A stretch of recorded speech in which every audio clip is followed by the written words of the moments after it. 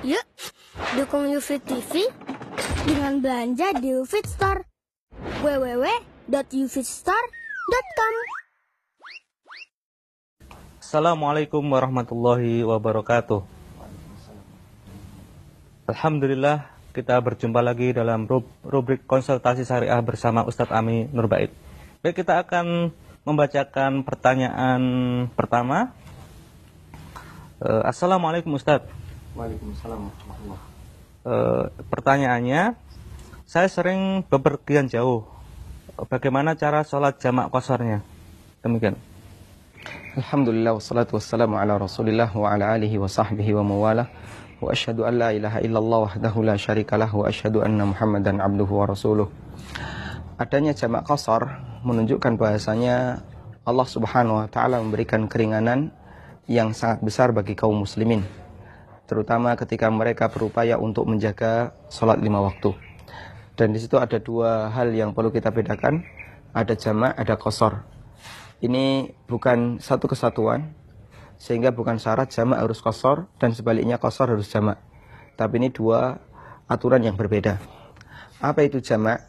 Jamak pengertiannya adalah menggabungkan dua waktu sholat yang memungkinkan untuk digabungkan.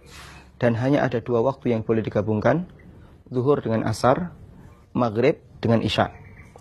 Sedangkan subuh tidak bisa digabungkan. Subuh tidak bisa digabungkan dengan isya atau digabungkan dengan zuhur. Kalau dia digabungkan dengan isya berarti sholat subuh sebelum waktu. Kalau digabungkan dengan zuhur berarti sholat subuh setelah waktu, sehingga dia sholat sendirian.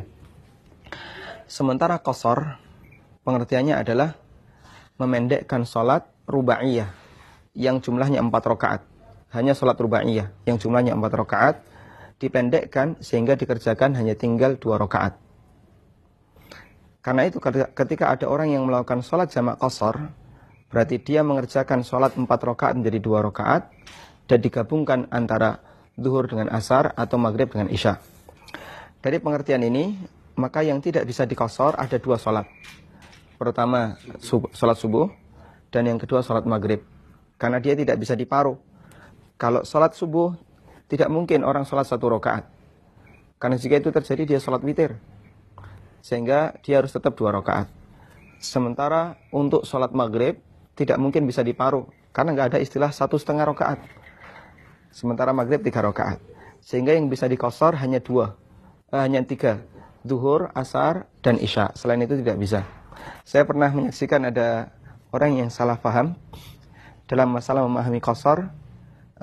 Ketika dia sholat di terminal begitu, dia sholat jamak qasar maghrib dengan isya. Ketika dia sholat maghrib, dia sholat 2 rakaat. Pada saat kami ingatkan, Pak ini kurang 1 rakaat, dia bilang, saya qasar. Dan qasar harus 2 rakaat. Menurut dia maghrib juga harus diqasar, padahal itu termasuk kesalahan. Kemudian apa dalil atau kapan seorang disyariatkan untuk melakukan jamak dan seorang disyariatkan untuk melakukan qasar? Ada batasan yang perlu Anda perhatikan.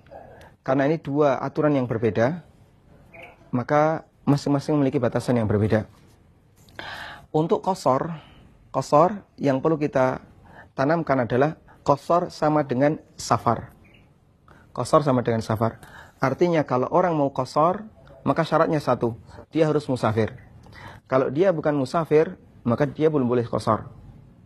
Sekalipun dia sangat capek, sangat lelah, bahkan meskipun dia sakit, kepalanya pusing, tidak bisa sholat lama misalnya, tapi dia tidak musafir, ketika sholat zuhur tetap wajib 4, ketika sholat asar tetap wajib 4, demikian pula ketika sholat isya, tidak boleh qasar di situ. Ketika dalam perjalanan atau sudah sampai?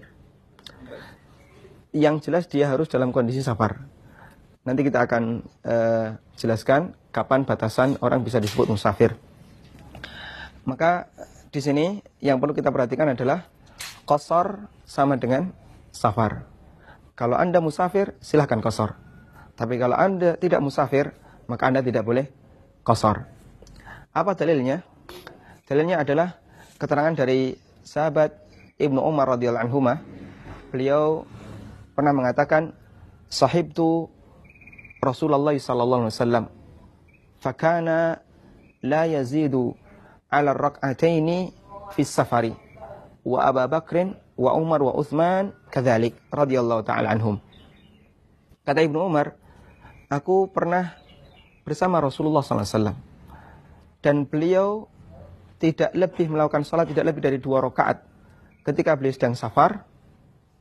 Dalam arti salat yang 4 rakaat dikerjakan hanya 2 rakaat ketika safar. Demikian pula Abu Bakar, Umar dan Utsman. Kadzalika beliau melakukan yang sama ketika safar. Ini dalil bahasanya pada waktu orang yang safar dia diperbolehkan untuk qashar, dan qashar sama dengan safar. Kemudian yang kedua yaitu jamak. Batasan dari jamak adalah jamak sama dengan butuh. Jamak sama dengan butuh. Makanya sebagian ulama mengistilahkan jamak dengan sunnatun aridah. Sunnatun aridah artinya amalan yang dilakukan secara insidental ketika orang butuh untuk melakukannya. Kenapa jamak hanya boleh dilakukan ketika butuh? Karena pada hakikatnya salat itu dikerjakan tepat waktu. Dan Allah Subhanahu wa taala mensyariatkan salat dan Allah memberikan batas waktunya masing-masing. Kata Allah Subhanahu wa taala, inna salata kanat 'alal mu'minina kitaban mauqutah. Bahasanya salat adalah kewajiban bagi kaum yang beriman, kitaban mauqutah, kewajiban yang sudah dibatasi waktunya. Sebagaimana orang tidak sah salat sebelum waktu, orang juga tidak sah salat setelah waktu. Sementara jamak sifatnya pengecualian. Dia menggabungkan 2 waktu salat dalam waktu yang bersamaan.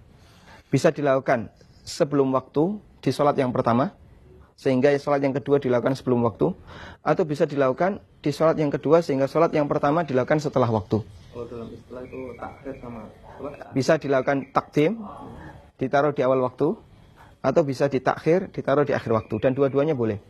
Kembali kepada kebutuhan. Siapa yang butuh jamak, silahkan jamak. Sehingga siapa yang tidak butuh jamak, dia tidak boleh jamak. Karena itu jamak tidak identik dengan safar. Bolehkah orang yang tidak safar melakukan jamak? Boleh, silahkan. Selama dia butuh. Sebagaimana orang yang safar juga boleh melakukan jamak ketika dia butuh. Bahkan ketika musafir, dia tidak butuh jamak, maka dia tidak boleh jamak. Dia harus tetap melaksanakan sholat tepat pada waktunya. Misalnya, ada seorang musafir yang singgah. Sebagaimana musafir boleh jamak ketika dia butuh, dan sebaliknya musafir juga tidak boleh jamak ketika dia tidak butuh. Misalnya musafir yang singgah di sebuah tempat, atau dia menginap di tempat saudaranya, atau di hotel. Sementara di situ kondisinya longgar, dia tidak mendesak, waktunya lapang, maka dia bisa melakukan sholat 5 waktu tepat waktu. Setiap adzan dia nganggur, dia kosong.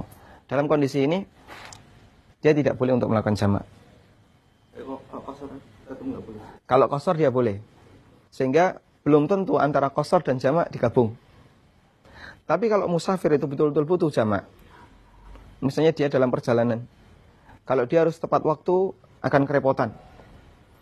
Karena dia mungkin masih di jalan, nanti nggak bisa mampir masjid, atau nggak dapat air wudhu, maka dia boleh jamak. Dan di saat yang sama dia qashar. Pada kesempatan itulah, dia menggabungkan kedua-duanya. Jamak sekaligus qashar. Ini batasan yang perlu kita perhatikan. Sekarang mungkin Anda akan bertanya, apa dalil kalau jamak itu harus sesuai kebutuhan? Dalilnya adalah pernyataan Ibnu Abbas radhiyallahu anhuma dalam hadis yang diriwayatkan oleh Muslim. Beliau pernah mengatakan, jama'a Rasulullah sallallahu alaihi wasallam baina adh-dhuhri wal 'ashri wal maghribi wal 'isya bil madinati min ghairi khaufin wala matar. Rawahu Muslim. Kata Ibnu Abbas, Rasulullah sallallahu alaihi wasallam menjama' antara zuhur dan asar, maghrib dengan isya di Madinah. Berarti beliau tidak sedang safar. Beliau lakukan itu di Madinah bersama para sahabatnya. Min ghairi khaufin wala matar. Bukan karena alasan takut, bukan karena alasan suasana genting, misalnya ada orang dari luar yang mau nyerang, wala matar, dan bukan juga karena alasan hujan. Ketika Ibnu Abbas ditanya, kenapa Rasulullah sallallahu alaihi wasallam melakukan itu? Kata Ibnu Abbas, kai la yuharrija ummatahu. Karena beliau tidak ingin memberatkan umatnya. Berarti ini dalil latar belakang kenapa Nabi SAW melakukan jamak di Madinah adalah karena beliau ada sebab, butuh beliau, yaitu tidak ingin memberatkan umatnya. Karena itu dalam masalah jamak ketika orang butuh silahkan, sekalipun dia tidak sedang safar. Misalnya ada orang yang sedang sakit, ya, ada orang yang sedang sakit, kemudian dia butuh untuk istirahat lebih panjang, akhirnya dia sholat maghrib sekaligus jamak dengan isya, terus dia tidur, mungkin sampai subuh dia baru bangun. Atau ketika ada orang yang mau menjalani operasi atau persalinan, sementara dia belum keluar nifas misalnya, kemudian dia ingin melakukan salat, maka bisa dijamak, biar nanti rentang waktunya lebih panjang, karena sesuai kebutuhan. Kemudian apa batasan musafir? Jadi musafir, ulama berbeda pendapat tentang batasannya, dan kita gunakan pendapat jumhur ulama. Jumhur ulama mengatakan batasan safar adalah ketika orang sudah melakukan perjalanan dalam jarak sejauh 4 barid. 4 barid itu kalau kemudian dikonversi dengan ukuran di zaman kita kurang lebih 80 kilo. Ketika seorang sudah melakukan perjalanan sejauh 80 kilo, maka dia sudah berstatus sebagai musafir. Dan pada saat dia sudah keluar dari kampungnya, sudah keluar dari negerinya, maka dia sudah boleh qashar. Sebagaimana Nabi SAW melakukan qashar di Dzulhulaifah ketika beliau menuju Mekah. Kata Anas bin Malik radhiyallahu anhu dalam hadis riwayat Bukhari Muslim, "Shalla Nabi sallallahu alaihi wasallam bil Madinati arba'an wa bidil khulaifati rak'atain." Kata Anas bin Malik, Rasulullah sallallahu alaihi wasallam di Madinah beliau salat 4 rakaat. Kemudian beliau salat di Dzulhulaifah 2 rakaat. Kenapa di Dzulhulaifah beliau sudah salat 2 rakaat? Artinya sudah qashar, karena jarak atau karena ketika beliau sudah di Dzulhulaifah, beliau sudah keluar dari Madinah. Padahal jarak antara Dzulhulaifah dengan Madinah masih sangat dekat, kurang lebih 10 kilo atau mungkin lebih sedikit. Hanya secara itu Nabi SAW sudah qashar, berarti beliau sudah status sebagai musafir. Maka orang misalnya keluar dari Jogja dan sudah meninggalkan seluruh kampung Jogja, bagian dari Jogja, meskipun jaraknya masih dekat dengan batas kota Jogja. Kalau Prambanan, dia masih masuk wilayah Jogja. Kalau masih sekitar Klaten, masih masuk wilayah Jogja. Misalnya dia sudah agak ke timur, mungkin mendekati Solo, ya, maka dia sudah boleh melakukan qashar ketika dia mau melakukan perjalanan jauh sejarak 80 kilo. Misalnya dia mau ke Sragen, ya, ke arah timur, ke arah Sragen, atau ke arah Surabaya, keluar dari Jogja, dia sudah boleh untuk melakukan qashar. Wallahu ta'ala alam. Ya, semoga bisa dijadikan panduan, karena masih banyak kaum muslimin yang kebingungan tentang masalah dua hal ini, antara jamak dan qashar. Terima kasih Ustadz atas jawabannya. Demikian pemirsa jawaban Ustadz Ami tentang permasalahan jamak qashar. Mudah-mudahan kita bisa mengambil manfaat. Kurang lebihnya mohon maaf. Wassalamualaikum warahmatullahi wabarakatuh.